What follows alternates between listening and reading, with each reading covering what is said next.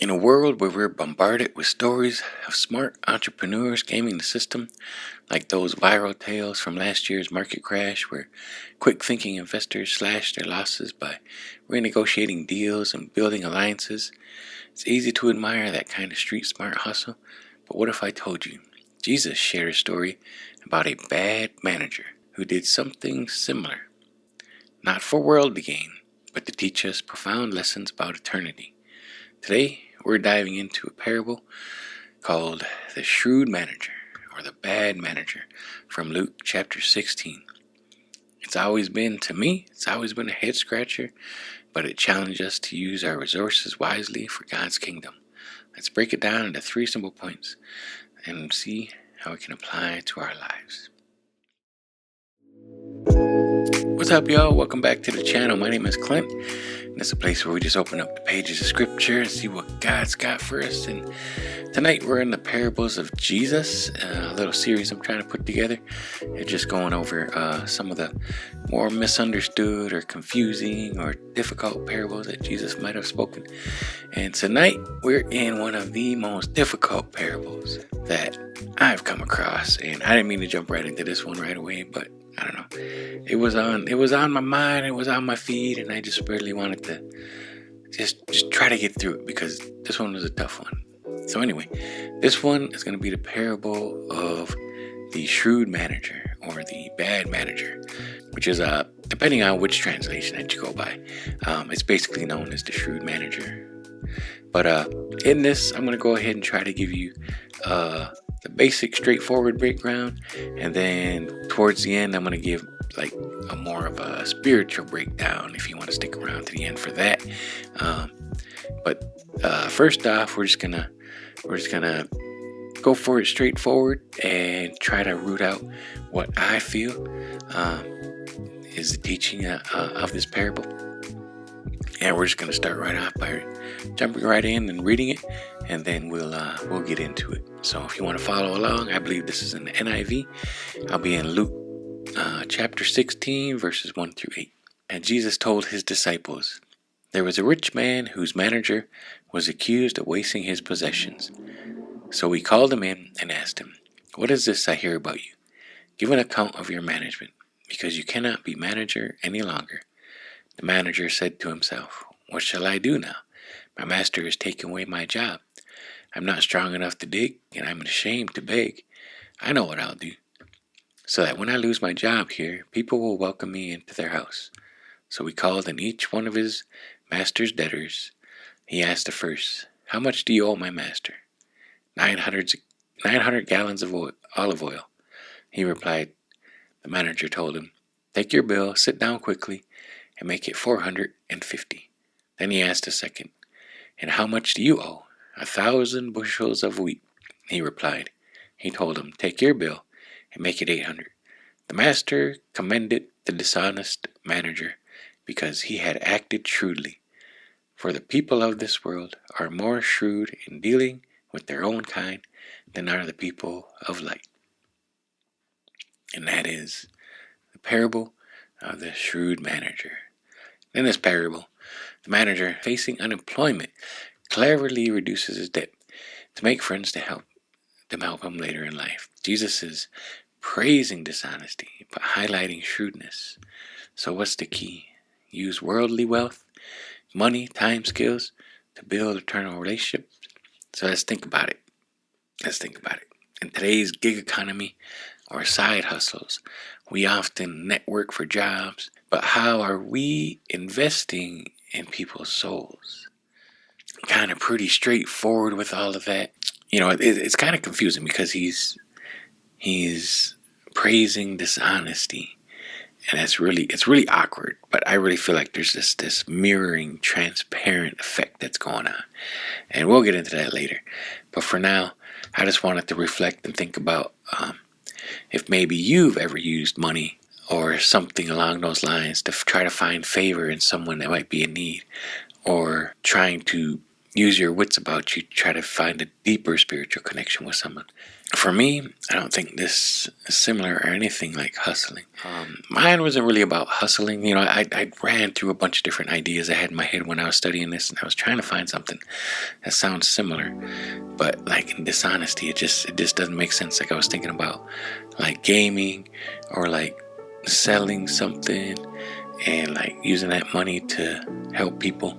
But what I did come up with in my own mind and my own heart, my own story that I can share is like men's breakfast. I don't know if you've ever attended a men's breakfast or if your church has some type of ministry where they have something like this. But I do hear that a lot of other churches might have a similar ministry like this involved at their churches.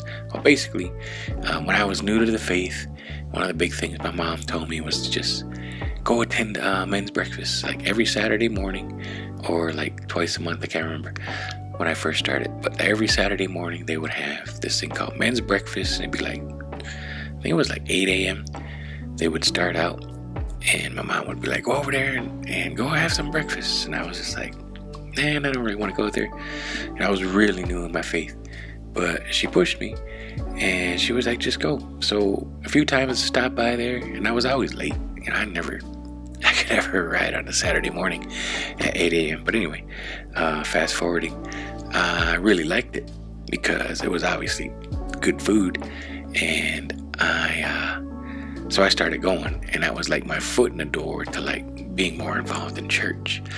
And I relate this to this because it was like a very generous way that they were reaching out to the lost, like new people in the church. So it was a really good way for me to like get my foot in the door in the church and actually meet other men. Like there was like elders in the church, leaders in the church, newcomers too. So like I started going, and one, I liked the food, and two, it was basically free, but they accepted like a donation. But on top of that, it was like all men there, so it wasn't like men bringing their wives and kids and all these other people. It was just like the men to come and hang out and get to know each other and have like a Bible study and whatnot. But it really got me hooked because like I'm a big eater, man, and I love breakfast, and that's all I really got to say about that, because it was just like they usually provided pretty good breakfast, and as long as I was there good and early, I got them. I got to eat well, and then some of the guys would, they would start sharing their experiences, and it wasn't always about, just talking about God. It was just like getting to know each other. It was like good, solid discipleship, and I really like that. But on top of that, this goes like 3 layers deeper, because not only did it like establish me of getting my foot in the door, it later established me like growing in my faith and growing like in ministry, because on one level, like I liked it, I enjoyed it, it was great, got my foot in the door. So I started attending church regularly, got to know some of the guys. But then after that, I liked it so much, like it would sort of fade out, then it would come back.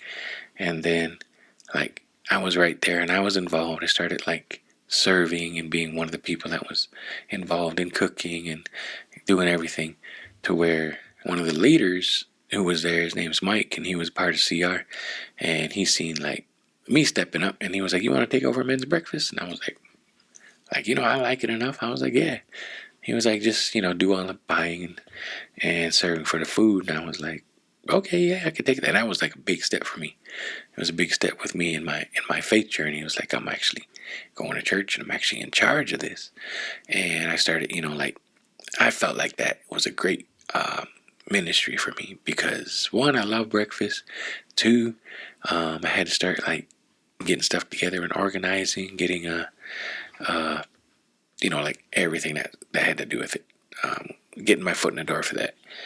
But then a further step, like I got so good at that and slowly grew in my own faith journey, and eventually they asked me to step up into like leadership and actually lead men's ministry. But that wasn't like till years down the road. But yeah, that was just like a slow progression, where it was like this generous ministry that got my foot in the door, And it was actually like this blossoming thing that helped me to grow in like ministry and, organizing.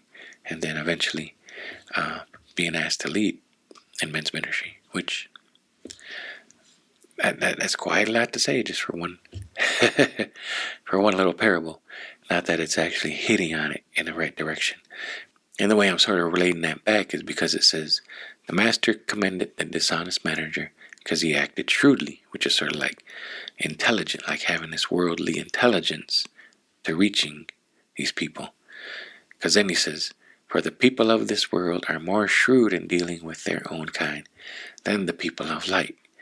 So basically, it's like, what will entice somebody to sort of like open their doors to you? This is what he's doing. He's like basically setting himself up for when he gets fired from his job so that people will welcome him. Just like that ministry of men's breakfast is kind of like, we got these worldly people out there. They're like, hey, why don't y'all come out? We're having a free breakfast over here. And then guys will show up. I mean, it's like free food. Let's go and hang out. And, guys will show up like I did. And that can help people to build eternal, lasting relationships, which I'll probably see some of them men in heaven. Hopefully one day we'll see these guys in heaven. All right, moving on to point number 2. We're going to be reading out of Luke chapter 16, verses 9 through 12, which is continuing on with what Jesus is sharing to his disciples. And he says, I tell you, use worldly wealth to gain friends for yourself, so that when it is gone, you'll be welcomed into eternal dwellings. Whoever can be trusted with very little can also be trusted with much, and whoever is dishonest with very little will also be dishonest with much. So if you have not been trustworthy in handling worldly wealth, who will trust you with true riches? And if you have not been trustworthy with someone else's property, who will give you property of your own? And in this, I feel like Jesus is really flipping the script on trying to like hoard wealth. He's asking us to use it to welcome others into God's family, to really show them the light. And I think this really, it starts with like faithfulness in the little things is basically what he's saying. Like, of course, learning to manage your daily finances and using your opportunities responsibly. And this can get really like kind of crazy in our modern world, because nowadays we have these like quick payday loans or credit cards and debt that's just overwhelming. And this often reminds me of how we learn to manage our money, or how our own debt and our own financial responsibilities can really kind of reflect on whether or not we're ready for heavenly responsibilities. That's really what I feel like Jesus is leaning when he's saying these kind of things. And just being cut and dry with that, I would just wonder, like, what's one small area of your life where God's tested you in your faithfulness, like tithing when you were on like a really tight budget? Or how did you grow and learn to trust God? Personally, early in my career, of course, early in my spiritual growth, I learned to think about tithing and giving that 10%, really committing to that. Early in my spiritual growth, I did learn to commit to start giving that 10% of tithing to the church. And for me, that was like super difficult. And if you're anything like me and you're trying to step into that, I would say just start with what you're comfortable with. Like, my mom was always a great person that guided me, and she was just like, just get what you feel like you're comfortable with. Because at the time, I was real sketchy about churches in general, because I heard about so many like things where churches were just like doing crazy stuff with their money. And it's almost like I wanted to see the books, like where's the finances? Where's this money going? Like, if I'm going to give this $10, if I'm going to give this $20, like for me, parting with $20, I was so tight with my money that it was hard to like get a couple dollars out of my hand. So like for me to give 10% of my full earnings a week, it was like, that was a huge, immense step. But my mom was always good at really explaining God's word and stuff to do in these areas, because probably because she knew me really well. But one of the main things that she taught me and she showed me was just like, all the good and wonderful things come from God, and He's always providing from us. And one of the main things was just like, everything that I have and I earn, it's not really mine. It's really God that's allowing me to have that. And like, He's entrusting me with these funds. Like, I got this good job that I prayed for, and He's trusting that I'm going to do what's right with my money. And it took me a long time to learn to do what's right, because like, I remember my mom would tell me like, because I would go to church and I would just give like I said, like $10, $20 a week. That's nowhere near 10%. But she would be watching me and trying to guide me to start giving that 10%. And I struggled for a long time. And she would see my spending and she'd be like, "What are you doing?" Because I loved it. I had this shoe thing where I was like a sneakerhead, and I would try to get like the nicest shoes or some of the better clothes. And she'd be like, "You're spending your money on this stuff." And she would make it a point like to try to get me to tithe, was just like, God's entrusting you with this money, and you're over here spending a little bit extra money on just getting shoes and whatever else you're investing in. Like, the idea is that God's giving you this money to steward over your money and to do the right thing. So if you're not providing somehow to grow the kingdom, since He's giving you money, why don't you give that 10% to God? And the way you can do that is just give it to the church and just trust God is going to do the right thing. That like the church is going to do better with your money than you're going to do with it. And then I started to see it that way, and I was like, yeah, because if I just take this money and I buy, whatever, video games, or go out and eat and just go watch movies, or, all this other stuff that I could get, it's like, there's so much more that the church can do for the kingdom than I can do. And I'm just like, well, at least I know it's going in the right place, it's going in the right direction. Because like, if I take it, I'm just going to take it over here, and I'm just going to buy, material things that make me happy for the moment.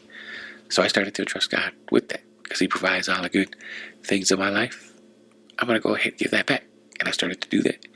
And it really started to like make me feel good. And that was a hard lesson to get through. But I finally started to. After I started doing that, and then I started doing a little more, because, my mom had showed me like, hey, you spend a lot of money on shoes, why don't you try to get back? So I started in my own way. I started to sort of pay it forward. It's like, I love shoes. So I started to buy a lot of my friends whenever they were in need. I'd go out shoe shopping and be like, "Hey man, you want a pair of shoes?" And especially, like a couple of my friends were going through some tough times, and I went ahead and just offered them a new pair of shoes, because I knew this great place where I could get some cheap sneakers, and I thought it was great. So I would do that. And I love to like bless people with that.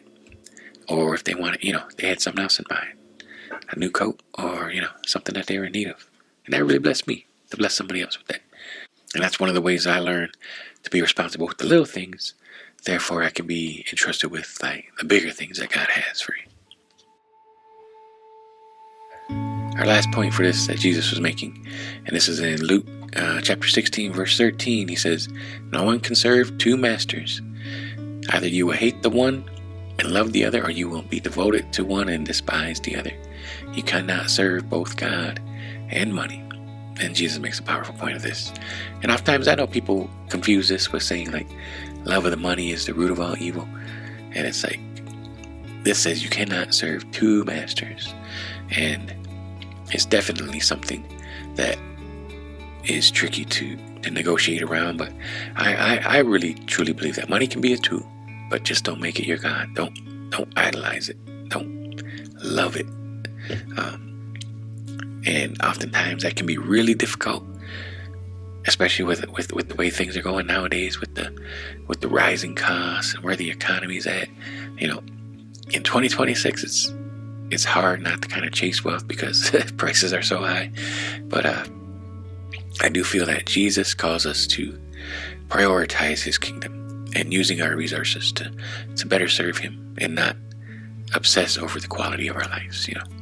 If you can get there, I really feel like it is a blessing to like not serve money, but to serve God. If you can separate that.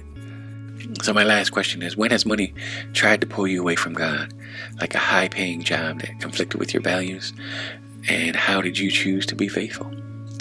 Something to think about and ponder. And I know, for instance, like in my own life, I personally thought about this because, like with stuff going the way it has, I often thought about going back to my old career path, which I never will at this point.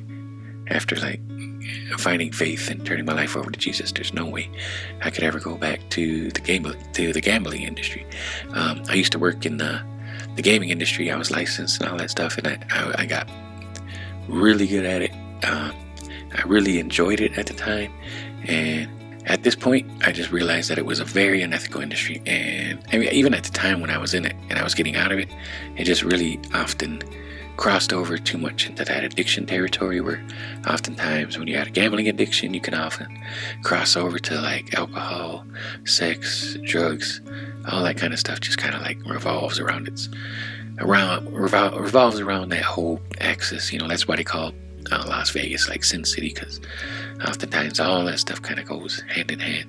And yeah, recently, like a couple years ago, I thought about making a career change, and I was like, well, I could always go back into the gaming industry. And I was just like, no, the ethics of that was just like, it's not there anymore. Like, even though the money is really good, I really feel like I would have to like lower my morals and just not even think about how God and the morals that He has, those two things, like sin and God, just don't go together, honestly.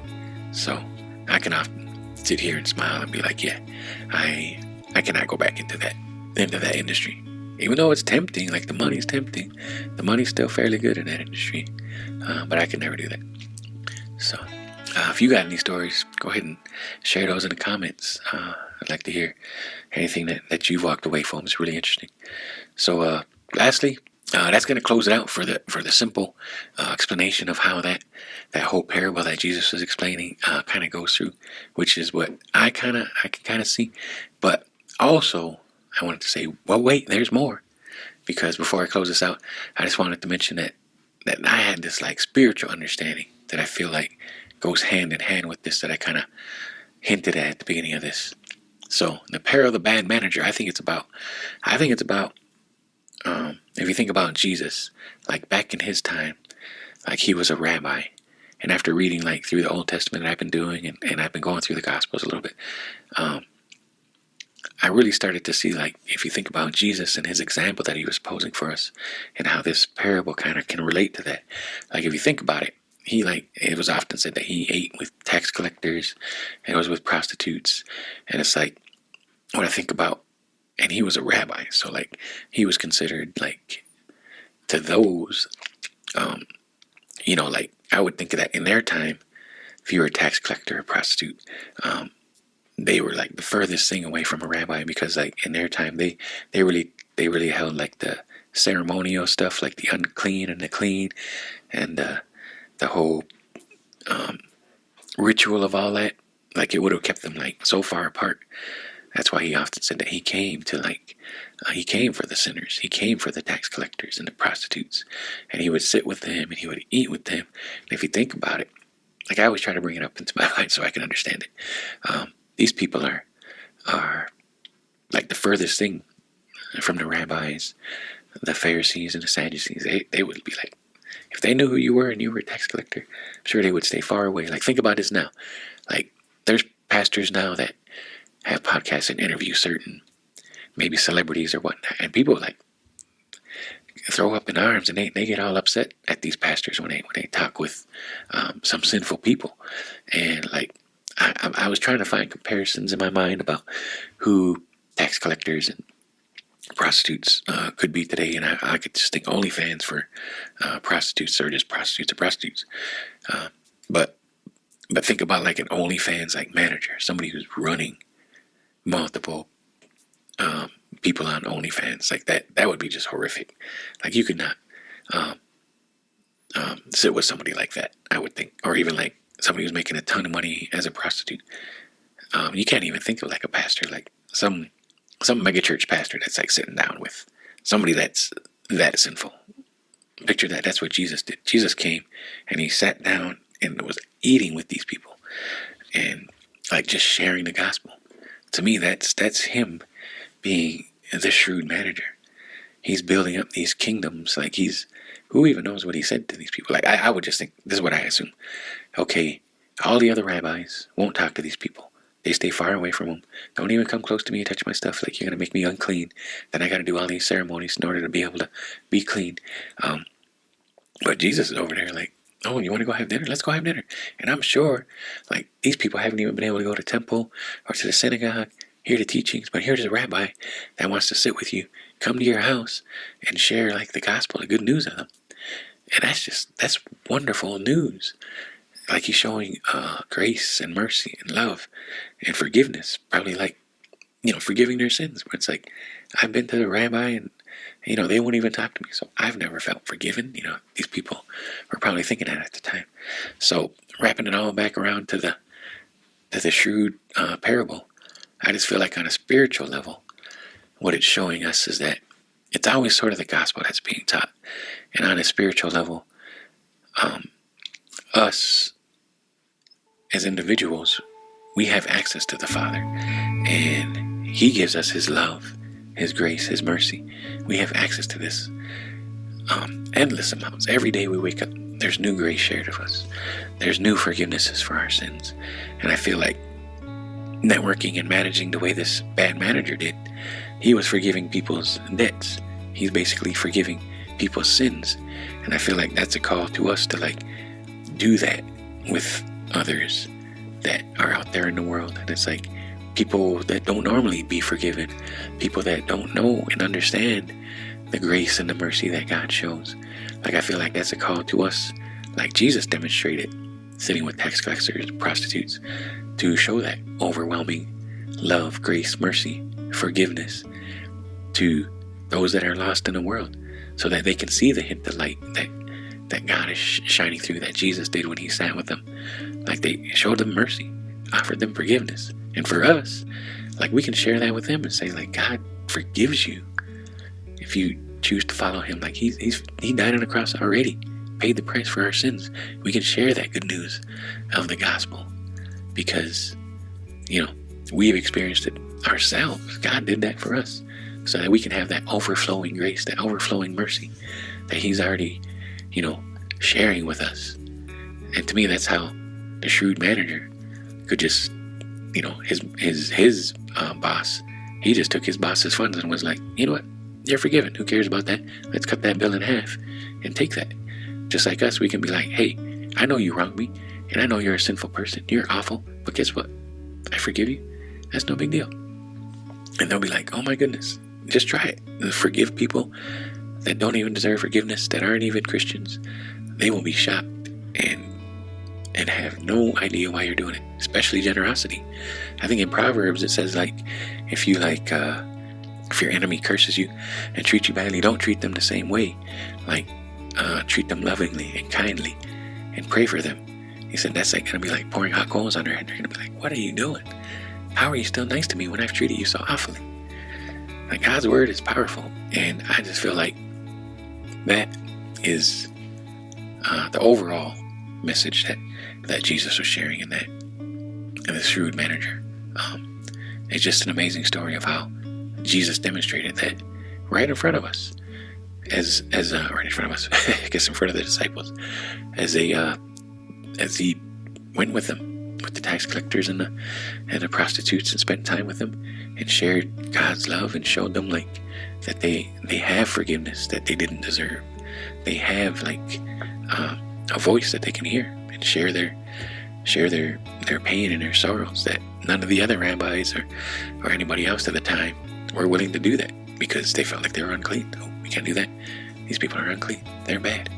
They're going to, what have you. So basically, that's my take on this whole parable of the shrewd manager. I hope you enjoyed it.